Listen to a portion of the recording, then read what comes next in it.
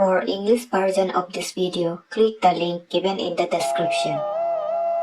एक निराश दिल के साथ ताई बिदा झील से अपने गांव की ओर लौट रहा था। बहुत सारे पहाड़ियों और घाटियों के बीच से गुजरता हुआ उस घटना ने उसके मन और दिल को तोड़ते हुए उसके भीतर एक भारी भ्रम, संदेह और अपशकुनी विचारों का तूफान खड़ा कर दिया था। वो अपने विचारों में इतना खो गया था कि उसे एहसास ही नहीं हुआ कि उसके लंबे कदम उसे घने जंगल से कितनी दूर तक ले आए थे। जब वो खड़ी ढलान पर चल रहा था, ताई बिदा ने थोड़ी देर आराम करने का फैसला किया। चारों ओर देखते हुए उसने देखा कि एक विशाल चट्टान ढलान पर खड़ा है और चट्टान के निचले हिस्से में कई सांपों के बिल थे और उसकी बनावट काफी डरावनी थी। ताई बिदा ने चट्टान से थोड़ी दूर लेकिन एक सुरक्षित स्थान पर आराम करने का फैसला किया। उसके भीतर चल रहे परेशान करने वाले विचार उसे एक पल की शांति भी नहीं दे रहे थे। अपने भीतर की बेचैनी सहन न कर पाने पर उसने उस बड़ी चट्टान पर चढ़ने का निश्चय किया। चढ़ाई के दौरान उसका एक पैर एक पत्थर पर छाप छोड़ गया।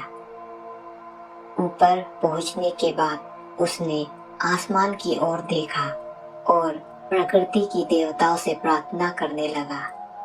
हे जंगल की देवता, हे धरती की देवता, कृपया मेरे व्याकुल मन को शांति दे। अगर आज मेरे मित्रों के गायब होने की घटना मुझसे असंतोष का प्रतीक है तो मुझे कोई संकेत दीजिए। हे जंगल की देवता, अगर यह आपके असंतोष का संकेत है तो कृपया नीचे के सांपों को बिलों से बाहर आकर नृत्य करने दीजिए ताकि मुझे आपके न्याय का संकेत मिले। जैसे ही ताई बिदा ने अपनी प्रार्थना पूरी की, तेज हवा चलने लगी जो पेड़ पौधों को इधर उधर झुका रही थी।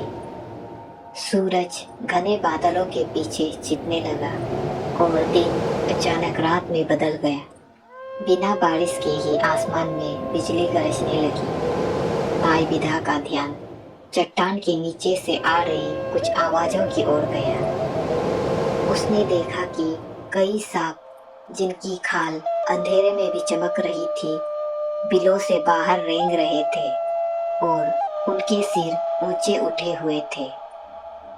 वे चट्टान के चारों ओर घूमते हुए ऐसे चलने लगे जैसे वे प्रकृति के संगीत पर नृत्य कर रहे हो। दृश्य बहुत ही डरावना था। ताई बिदा ने संकेत को समझ लिया। उसे एहसास हुआ कि उसने प्रकृति के उपहार को बलि के लिए चयन कर बहुत बड़ी गलती की थी। अब वो निश्चित था उसके या उसके परिवार पर कोई भयानक विपत्ति आ पड़ेगी जो देवताओं की सजा के रूप में होगी। ताई बिदा की किस्मत टूट गई और जल्द ही उसके लिए अपने परिवार का पेट भरना भी मुश्किल हो गया था। एक दिन हताश होकर ताई बिदा ने नदी में मछली का जाल लगाने का निश्चय किया। उसने पास के बांस के जंगल से हरे बांस इकट्ठे किए और एक मजबूत जाल बनाया, इस उम्मीद में कि वो मछली पकड़कर अपने परिवार का पेट भर सके। अगले दिन सुबह ताई बिदा अपने जाल की जांच करने गया, लेकिन उसकी हैरानी की कोई सीमा नहीं रही जब उसने देखा कि मछली की बजाय एक हिरन फंसा हुआ था। उसने सोचा शायद यह हिरन नदी में कूद गया होगा और तेज लहरों की धारा से बहकर मेरे जाल में आ गया होगा। यह सोचकर वो खुशी खुशी हिरन को घर ले आया।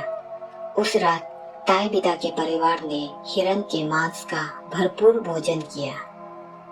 अगली सुबह ताई बिदा फिर से अपने जाल की जांच करने नदी की ओर गया। फिर से उसने देखा कि मछली की बजाय एक और हिरन फंसा हुआ था, लेकिन इस बार वो खुश नहीं था। उसके मन में डर ने घर कर लिया। अपशकुनी विचार उसके दिमाग में घूमने लगे, क्योंकि 2 दिन लगातार मछली के जाल में हिरन का फंसना बहुत ही असामान्य था और इसे अपशकुन माना जाता था। डर के मारे ताई बिदा के रोंगटे खड़े हो गए।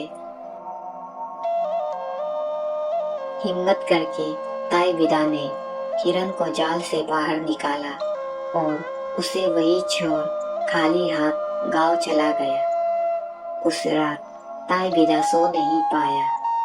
उसके अंदर अजीब तरह के विचार उभरने लगे। अपने आप को संतुष्टि देते हुए उसने सोचा, शायद मैं ही कुछ ज्यादा सोच रहा हूँ। मैं कल सुबह फिर से एक आखिरी बार पुष्टि करूंगा। अगली सुबह ताई बिदा फिर से नदी की ओर चल पड़ा, अपनी शंकाओं को दूर करने के इरादे से। वहां पहुंचकर वो हैरान रह गया। तीसरी बार मछली की जगह फिर से एक हिरन जाल में फंसा हुआ था।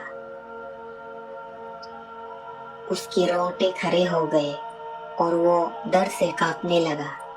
बिना देरी किए वो तेजी से दौड़ता हुआ गांव लौट आया,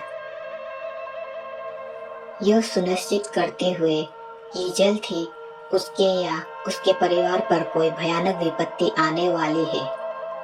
कुछ दिन बीत गए और एक रात जब पूरा गांव गहरी नींद में सो रहा था, अचानक एक भयंकर बाढ़ आई जिसने गांव के हर जीवन को बहा दिया। कहा जाता है कि उस बाढ़ में ताई बिदा का पूरा परिवार और वंश समाप्त हो गया। आज तक ताई बिदा की संतान का कोई निशान नहीं मिला।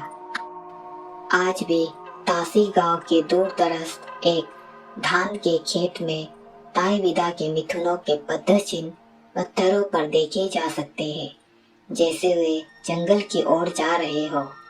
और ताई बिदा के पैरों की छाप आज भी उस विशाल चट्टान पर मौजूद है, जो अब दूर एक पहाड़ी पर खड़ी है।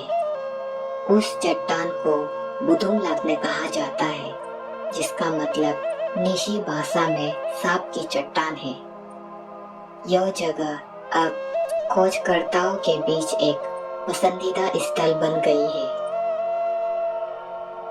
सरकार ने वहाँ कुछ विश्राम स्थल भी बनाए हैं, जो आने वाले पर्यटकों को मार्गदर्शन और विश्राम प्रदान करते हैं। Thank you for watching. Don't forget to like and subscribe this channel.